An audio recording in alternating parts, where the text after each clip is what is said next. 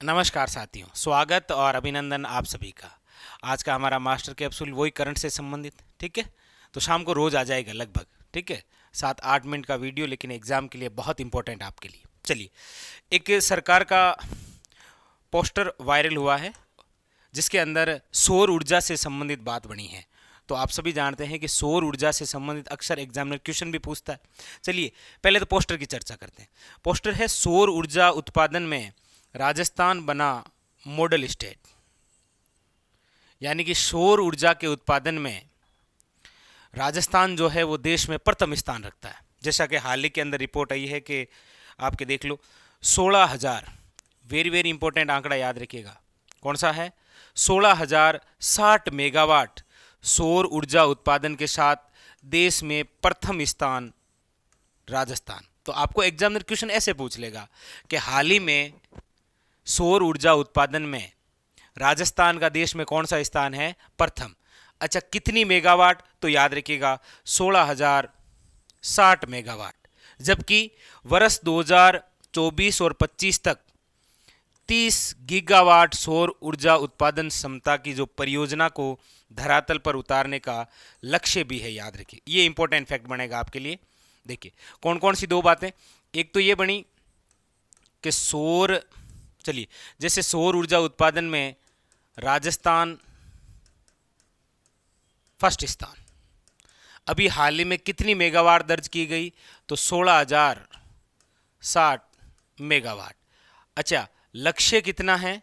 तो लक्ष्य है हमारा 2024 और 25 तक, याद रखिएगा 30 कितना गीगावाट। ये एक अच्छा क्वेश्चन है हमारे लिए। इस पोस्टर से 3 प्रकार के क्वेश्चन बनेंगे। एक तो निम्न में से देश का वह राज्य जो सौर ऊर्जा उत्पादन में देश का मॉडल स्टेट बना है, तो राजस्थान। इससे तो ये क्वेश्चन बनता है। दूसरा क्वेश्चन, देश में सौर ऊर्जा उत्पादन में राजस्थान का कौन सा स्थान है? प्रथम। कितनी मेगावाट? तो याद रखिएगा आपके 16,060 मेगावाट। और लक्ष्य 2024 और 25 तक कितना सौर ऊर्जा उत्पादन का है राजस्थान का? तो याद रखिएगा 30 गीगावाट। ये 3 इंपॉर्टेंट। इसके अलावा याद रखिए, राजस्थान में प्रथम सौर ऊर्जा नीति कब आई? 2011 के अंदर। और नवीनतम राजस्थान में सौर ऊर्जा नीति तो दिसंबर 2019। मतलब यहां से एक ये क्वेश्चन, दूसरा, तीसरा और चौथा, 5 और 6 क्वेश्चन आपके लिए इंपॉर्टेंट सौर ऊर्जा से संबंधित, ठीक है। वेरी वेरी इंपॉर्टेंट, याद रखेंगे, ठीक है। नेक्स्ट, अगला एक और पोस्टर आपके, एक खनिज है। इससे पहले भी हमने एक स्थान देखा था, आप सब जानते हैं, भीलवाड़ा का, जहां से लोहे अयस्क मिले थे।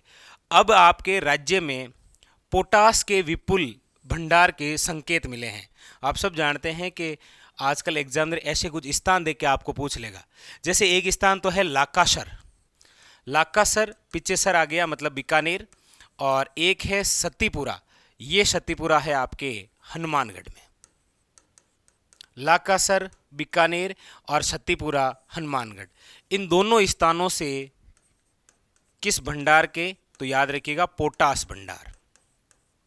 वैसे सर्वाधिक पोटास की बात हम करते हैं तो वो बीकानेर जिला है। कौन सा है? बीकानेर, याद रखिएगा, बहुत ज़्यादा इंपॉर्टेंट। तो यहाँ से क्वेश्चन बनेंगे। देखिए, बीकानेर का एक तो लाकासर और एक आपके हनुमानगढ़ का सत्तीपुरा। इनमें आपके 500 से लेकर 700 मीटर की गहराई पर पोटास के क्या मिले हैं? भंडार, याद रखिए। ये हमारे लिए इंपॉर्टेंट रहेंगे 2 बिंदु। कौन कौन से? एक तो लाकासर और एक सत्तीपुरा। सत्तीपुरा हनुमानगढ़, लाकासर बीकानेर, और यहाँ से किसके भंडार हैं? पोटास के भंडार, ठीक है, क्लियर। कुछ ही दिनों के अंदर वो सभी पोस्टर एक साथ में आपके लगा दिए जाएंगे जहाँ से नवीनतम खनिज के साक्ष्य मिले हैं, ठीक है, लेकिन ये याद रखिएगा। नेक्स्ट, अगला एक आपके ये फूड फेस्टिवल, अच्छा क्वेश्चन बनेगा आपके लिए। देखिए कि 56 भोग उत्सव के पोस्टर का विमोचन किया गया। 9 से लेकर 12 दिसंबर तक जल महल के सामने राजस्थान हाट में आयोजित होगा महोत्सव। तो क्वेश्चन बनेगा आपके कौन सा? ये देखिए, 56 भोग उत्सव 2022 कब से लेकर कब तक? तो देखिए 9, 10, 11 और 12 दिसंबर 2022। कहां पर? तो राजस्थान हाट जल महल के सामने, आमेर रोड, जयपुर। ये इंपॉर्टेंट क्वेश्चन है बहुत ज़्यादा। अच्छा ये क्या है? राजस्थान के स्वादिष्ट व्यंजन, प्रसिद्ध मसाले, मिठाइयाँ, नमकीन और यहाँ तक कि विशिष्ट खाद्य पदार्थ एवं रसोई से जुड़े परंपरागत, प्राकृतिक एवं आधुनिक उपकरण एक ही स्थान पर होंगे उपलब्ध। आम जन से उत्सव में शिरकत करने का आह्वान। कौन सा? याद रखिएगा, 56 भोग उत्सव राजस्थान के अंदर। अच्छा ये कौन से विभाग द्वारा संचालित किया जाएगा? तो याद रखिएगा, उद्योग व वाणिज्य विभाग।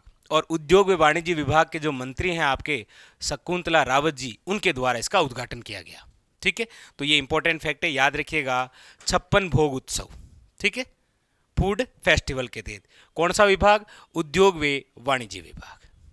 चलिए, जैसे देखिए यहाँ पर है आपके 56 भोग उत्सव 2022 का आगाज शुक्रवार शाम 5 बजे से। फेस्टिवल में लगभग 100 स्टॉल लगाई जाएगी। ये इंपॉर्टेंट, बाकी तो आपके नहीं है, ये थोड़ा सा ध्यान रखिएगा। 56 भोग उत्सव कब से लेकर कब तक, कौन सा विभाग। ठीक है, चलिए आगे। अगला एक और, मुख्यमंत्री श्री अशोक गहलोत ने दी स्वीकृति।